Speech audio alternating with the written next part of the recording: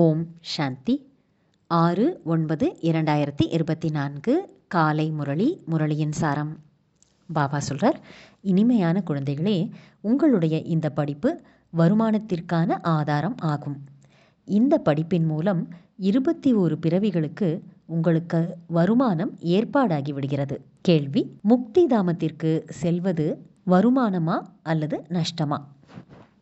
பதில்: பக்தர்களுக்கு இதுவும் கூட வருமானம் ஆகும். ஏனென்றால் அவர்கள் அரை கல்பமாக அமைதி வேண்டும் அமைதி வேண்டும் என்று கேட்டுக்கொண்டே வந்திருக்கிறார்கள். ஆனால் அதிகமான உழைப்புக்கு பிறகும் அவர்களுக்கு அமைதி கிடைக்கவில்லை. இப்போது பாபாவின் மூலம் அமைதி கிடைக்கிறது. அதாவது முக்தி தாமத்துக்கு செல்கிறார்கள் எனும்போது இது கூட அரை கல்பத்தின் உழைப்புக்கு பலனாக கிடைத்து விடுகிறது. ஆகையால் இதை கூட வருமானம் என்று சொல்லலாம், நஷ்டம் இல்லை. குழந்தைகளான நீங்களோ ஜீவன் முக்திக்கு செல்ல, அதாவது ஸ்வர்க்கத்துக்கு செல்ல முயற்சி செய்கிறீர்கள். உங்களுடைய புத்தியில் இப்போது முழு உலகத்தினுடைய வரலாறு மற்றும் புவியியல், ஹிஸ்டரி, ஜியாகிரபி நடனமாடிக்கொண்டிருக்கிறது. அதனால் முக்தி தாமத்துக்கு போவது வருமானம்தான், லாபம்தானே தவிர நஷ்டம் இல்லை. ஓம் சாந்தி. இனிமையிலும் இனிமையான குழந்தைகளுக்கு ஆத்மாதான் அனைத்தையும் புரிந்து கொள்கிறது என்று ஆன்மீக தந்தை புரிய வைத்துள்ளார். இந்த சமயத்தில் குழந்தைகளான உங்களை பாபா ஆன்மீக உலகத்திற்கு அழைத்துச் செல்கின்றார். அதை ஆன்மீக தெய்வீக உலகம் என்று சொல்லப்படுகிறது. இதை தேகத்தின் உலகம், மனிதர்களின் உலகம் என்று சொல்லப்படுகிறது. தெய்வீக உலகம் இருந்தது, அது தெய்வீகமான மனிதர்களுடைய தூய்மையான உலகமாக இருந்தது என்று குழந்தைகள் நீங்கள் புரிந்து கொள்கிறீர்கள். இப்போது மனிதர்கள் தூய்மையற்றவர்களாக இருக்கிறார்கள். ஆகையால் அந்த தூய்மையான தேவதைகளுக்கு புகழ் பாடி பூஜை செய்கிறார்கள். உண்மையில் முதலில் மரத்தில், அதாவது சிருஷ்டி மரத்திலே ஒரு தர்மம்தான் இருக்கும் என்ற நினைவு இருக்கிறது. விராட ரூபத்தில் மரத்தை பற்றியும் புரிய வைக்க வேண்டும். இந்த சிருஷ்டி மரத்தின் விதை மேலே இருக்கிறது.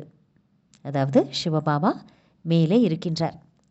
மரத்தின் விதை பாபா ஆவார். பிறகு எப்படி விதையோ அப்படி பலன், அதாவது இலை வருகிறது. இது கூட அதிசயமாக இருக்கிறதல்லவா? எவ்வளவு சிறிய பொருள் எவ்வளவு பெரிய பழத்தை கொடுக்கிறது. அதனுடைய ரூபம் எப்படி மாறிக்கொண்டே செல்கிறது. இந்த மனித சிருஷ்டி என்ற மரத்தை பற்றி யாரும் அறிந்திருக்கவில்லை. இதை கல்ப மரம் என்று சொல்லப்படுகிறது. இதை பற்றிய வர்ணனை கீதையில் மட்டும்தான் இருக்கிறது. கீதை தான் நம்பர் 1 தர்ம சாஸ்திரம் என்று அனைவரும் தெரிந்திருக்கிறார்கள். சாஸ்திரங்கள் கூட வரிசை கிரமமாக இருக்கிறதல்லவா? தர்மங்கள் எப்படி வரிசை கிரமமாக ஸ்தாபனை ஆகிறது என்பதையும் நீங்கள் மட்டும்தான் புரிந்து கொள்கிறீர்கள். வேறு யாரிடமும் இந்த ஞானம் இருப்பதில்லை. முதலில் எந்த தர்மத்தின் மரம் இருக்கிறது? பிறகு அதில் மற்ற தர்மங்களின் வளர்ச்சி எவ்வாறு நடக்கிறது என்று உங்களுடைய புத்தியில் இருக்கிறது. இதனை விராட நாடகம் என்று சொல்லப்படுகிறது. குழந்தைகளுடைய புத்தியில் முழு மரமும் இருக்கிறது. மரம் எவ்வாறு உருவாகிறது என்பதுதான் முக்கியமான விஷயமாகும். தேவி தேவதைகளின் மரம், அதாவது தர்மம் இப்போது இல்லை. மற்ற அனைத்து கிளைகளும் நிற்கின்றன. மற்றபடி ஆதி சனாதன தேவி தேவதா தர்மத்தின் அடித்தளம் இல்லை. ஒரு ஆதி சனாதன தேவி தேவதா தர்மத்தின் ஸ்தாபனையை பாபா செய்கின்றார். மீதமுள்ள மற்ற அனைத்து தர்மங்களும் விநாசமாகி விடுகின்றன. எவ்வளவு சிறிய தெய்வீக மரமாக இருக்கும் என்று இப்போது நீங்கள் தெரிந்திருக்கிறீர்கள். பிறகு மற்ற தர்மங்கள் அனைத்தும் இருக்கவே இருக்காது. மரம் முதலில் சிறியதாக இருக்கிறது, பிறகு பெரியதாகிக் கொண்டே செல்கிறது. வளர்ந்து இப்போது எவ்வளவு பெரியதாகிவிட்டது. இப்போது இதனுடைய ஆயுள் முடிந்து விடுகிறது. இத்துடன் ஆலமரத்தின் உதாரணம் மிகவும் நன்றாக புரிய வைக்கப்படுகிறது. இது கூட கீதையின் ஞானம் ஆகும். இதை பாபா உங்களுக்கு நேரடியாக அமர்ந்து கூறுகிறார்.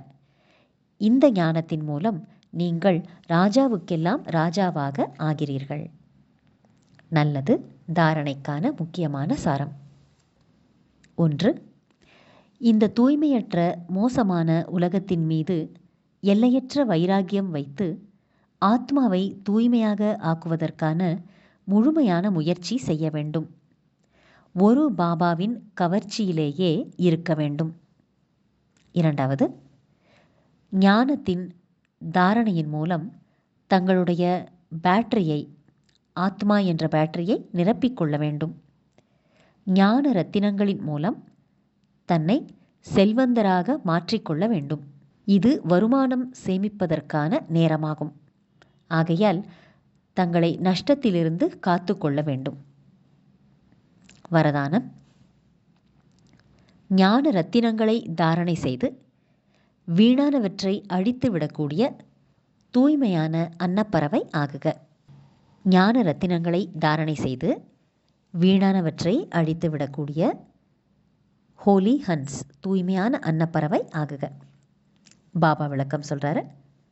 தூய்மையான அன்னப்பறவைக்கு 2 விசேஷ தன்மைகள் இருக்கின்றன. ஒன்று ஞான ரத்தினங்களை தேர்ந்தெடுப்பது, மற்றொன்று நிர்ணய சக்தியின் மூலம், அதாவது தீர்மானிக்கின்ற சக்தியின் மூலம் பால் மற்றும் தண்ணீரை பிரித்து எடுப்பது. இங்கே பால் மற்றும் தண்ணீர் என்பதன் அர்த்தம் என்னவென்றால், தண்ணீர் என்றால் வீணானது, பால் என்றால் சக்திசாலியானது. பால் மற்றும் தண்ணீரை பிரித்தெடுப்பது என்றால் சக்திசாலியான நல்ல விஷயத்தையும் மற்றும் வீணான விஷயத்தையும் பிரித்தெடுப்பது, அதாவது நிர்ணயம் செய்வது. ஆக வீணானவற்றை அழிப்பது என்றால் தூய்மையான அன்னப்பறவை ஆவது என்று அர்த்தம். ஒவ்வொரு நேரமும் யாருடைய புத்தியில் ஞான ரத்தினங்கள் ஓடிக்கொண்டே இருக்குமோ, நிரம்பிக்கொண்டே இருக்குமோ, அவர்கள் ரத்தினங்களால் நிறைந்தவர்களாக இருப்பார்கள். எப்பொழுதுமே புத்தியில் ஞான ரத்தினங்கள் இருந்து கொண்டே இருக்கட்டும், ஞானத்தின் மனனமானது நடந்து கொண்டே இருக்கட்டும். அப்போது நீங்கள் ரத்தினங்களால் நிரம்பியவர்களாக ஆகிவிடுவீர்கள். ஸ்லோகன்: சதா தன்னுடைய சிரேஷ்டமான பொசிஷனில், ஸ்திதியில் நிலைத்திருந்து கொண்டு அப்போசிஷன், அதாவது பிரச்சனை என்ற எதிர்ப்பை முடித்து விடுபவர்கள்தான் வெற்றி பெறும் ஆத்மா ஆவார்கள். நல்லது. இனிமையிலும் இனிமையான, வெகு காலம் கழித்து காணாமல் போய் கண்டெடுக்கப்பட்ட செல்லமான குழந்தைகளுக்கு தாயும் தந்தையுமான பாப்தாதாவின் அன்பான நினைவுகள் மற்றும் காலை வணக்கம். ஆன்மீக குழந்தைகளுக்கு ஆன்மீக தந்தையின் நமஸ்காரம். ஆன்மீக தந்தைக்கு ஆன்மீக குழந்தைகளின் நமஸ்காரம். ஓம் சாந்தி.